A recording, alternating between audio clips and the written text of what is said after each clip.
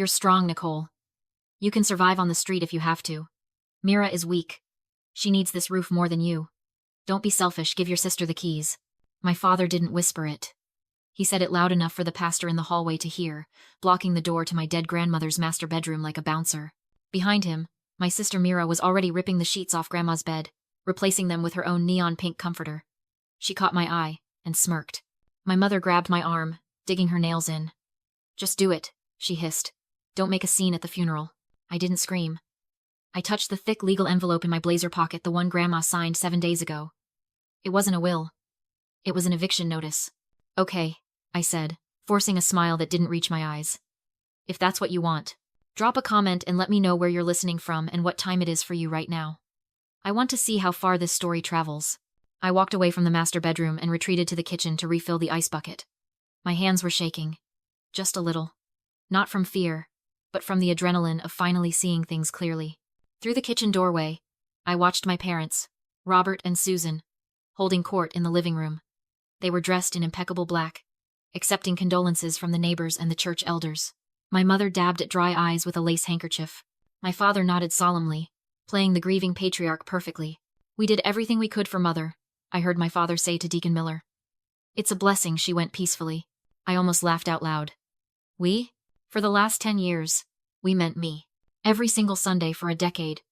I drove 2 hours from my apartment in the city to this house in Savannah. I didn't do it for an inheritance. I did it because Grandma Josephine couldn't bend down to put on her compression socks. I did it because her diabetes medication needed to be sorted by a nurse, not by a son who couldn't be bothered to answer his phone during a football game. I remember one specific Sunday 3 years ago. It was pouring rain, a tropical storm warning in effect. My car hydroplaned twice on the highway. When I finally got to the house, soaking wet, I found Grandma sitting in the dark because a fuse had blown, and she was too afraid to go down to the cellar. I fixed the fuse. I made her tea. I combed her hair. And where was Mira that night? She was in a holding cell in Atlanta, waiting for Dad to drive up and bail her out for her second DUI.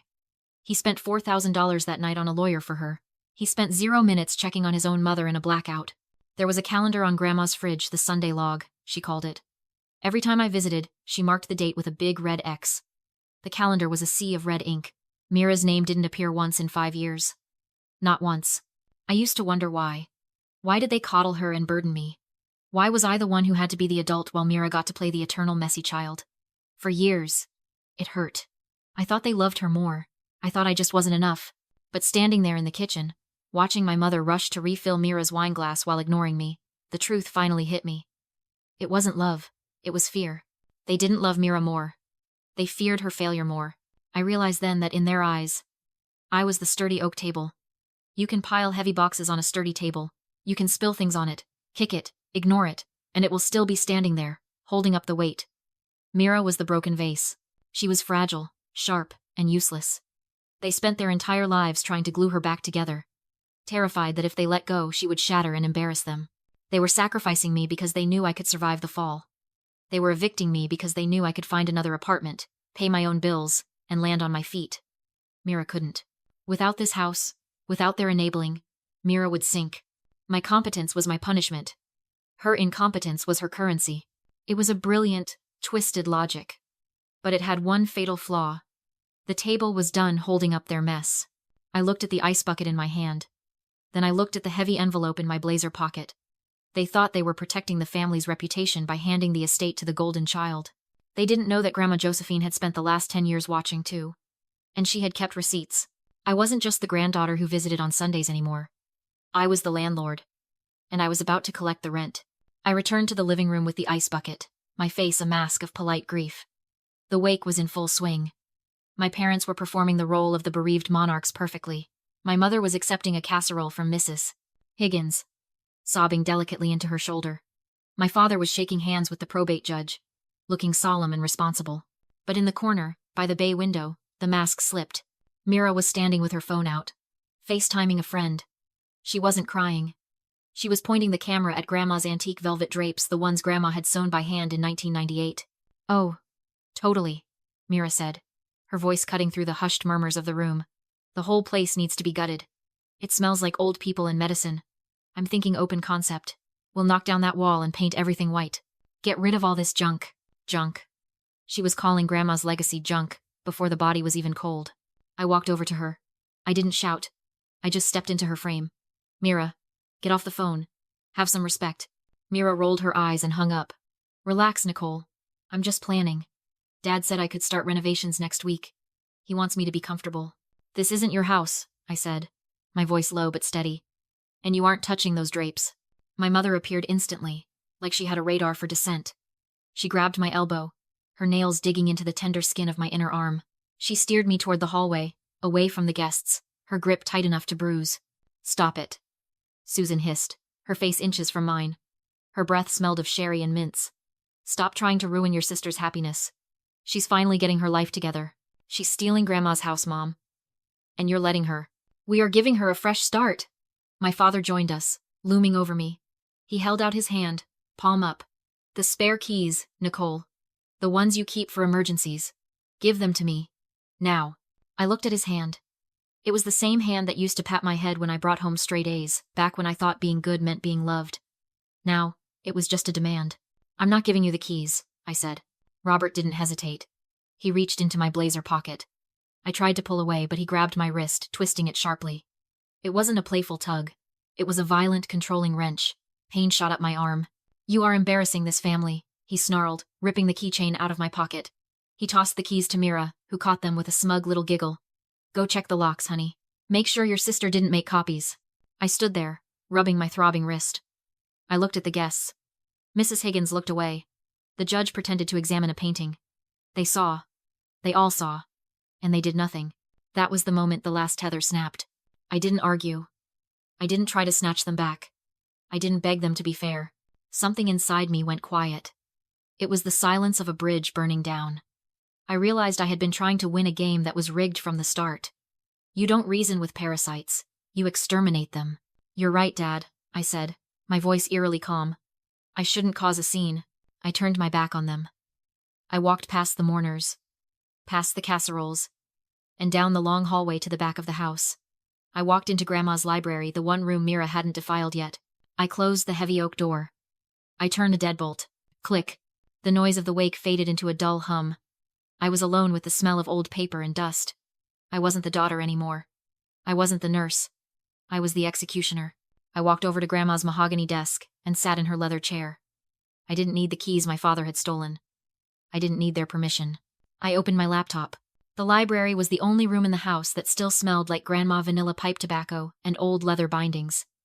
I didn't turn on the overhead lights. The glow of my laptop screen was enough.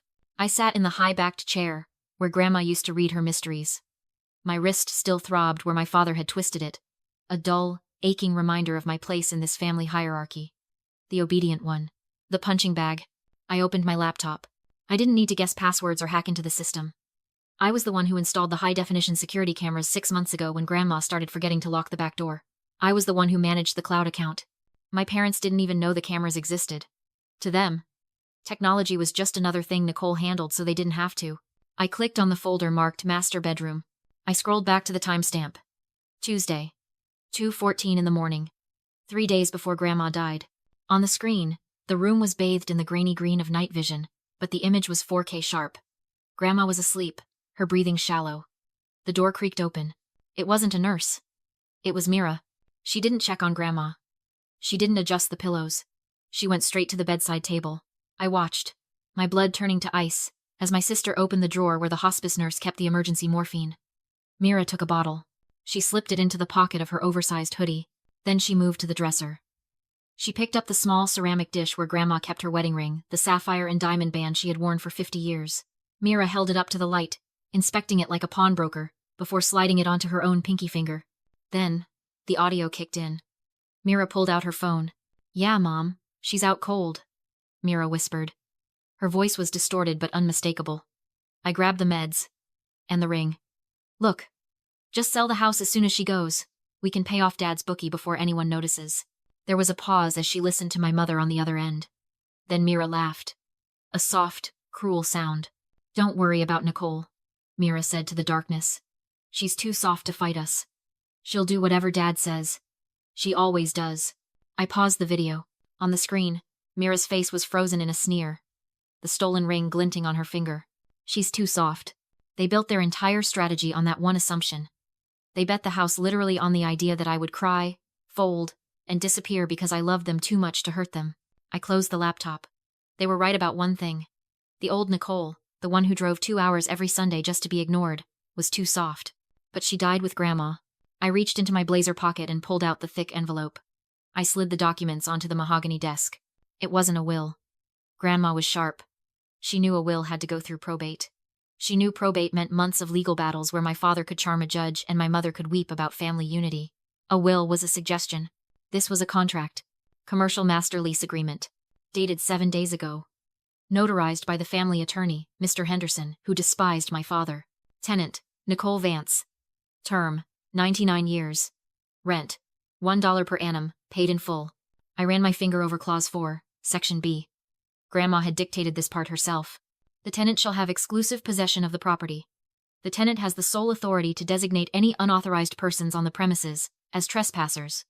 Regardless of familial relation, it was bulletproof. In the eyes of the state of Georgia, I wasn't an heir fighting for a slice of the pie. I was the landlord. And my parents weren't grieving relatives. They were intruders. I stood up. I smoothed my skirt. I picked up my phone, and the lease. The fear was gone. The guilt was gone. All that was left was the cold, hard weight of the receipts. You wanted the keys, Dad? I whispered to the empty room. I'll give you something better. I unlocked the library door and walked back down the hallway. The air in the house had changed.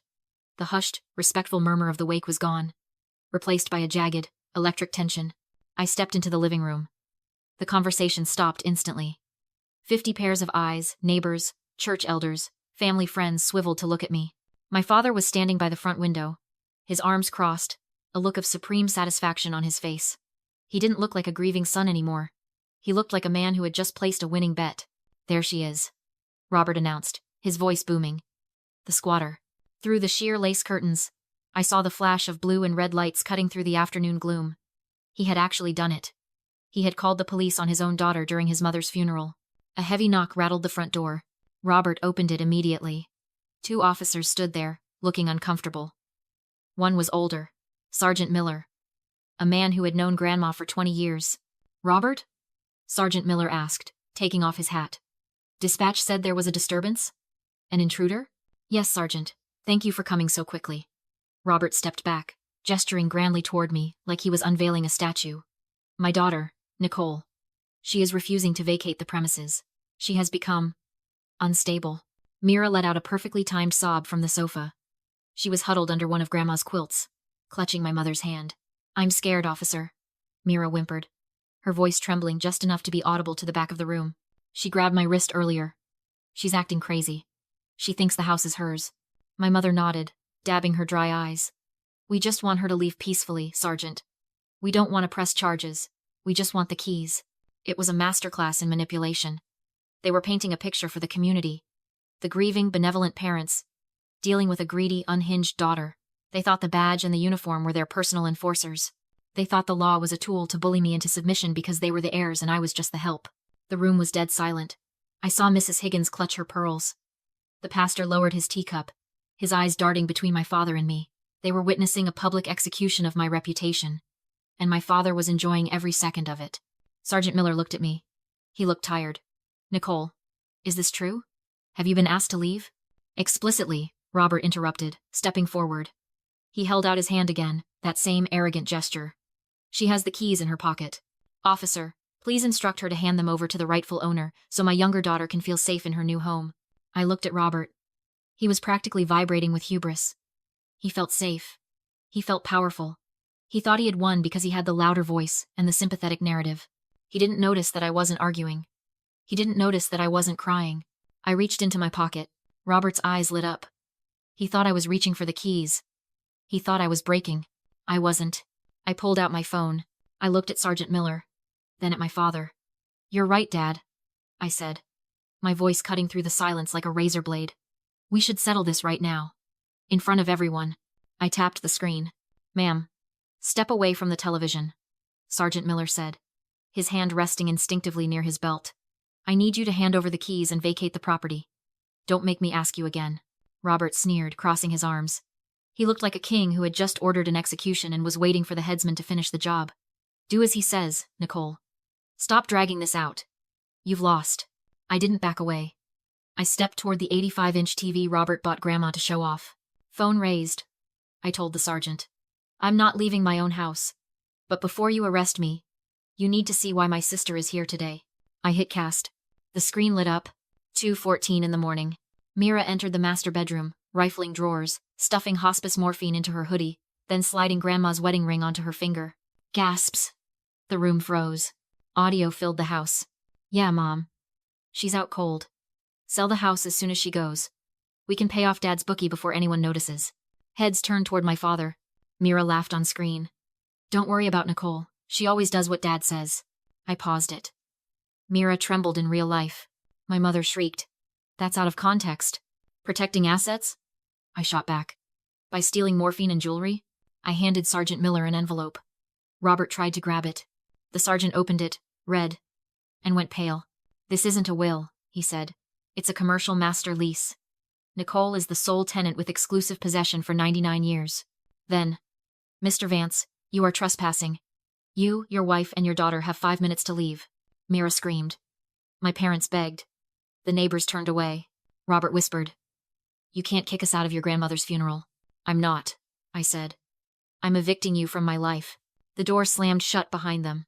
No guilt came, just silence. For the first time, the house was peaceful, not filled with demands, criticism, or fear. I understood something. Cutting off family isn't cruelty. It's hygiene. The fallout came fast. Church gossip spread. My parents were forced to resign and move to a rental. I blocked their numbers. Mira's fiancé saw the clip and dumped her. She finally got a job. Turns out bills are harder when you can't steal. 6 months later, I sold the house for $2.2 million, packed one suitcase, and moved to Italy. Grandma left me more than a property. She left me freedom, and I'm never giving it back. If you believe family is earned, not entitled, subscribe for the next story.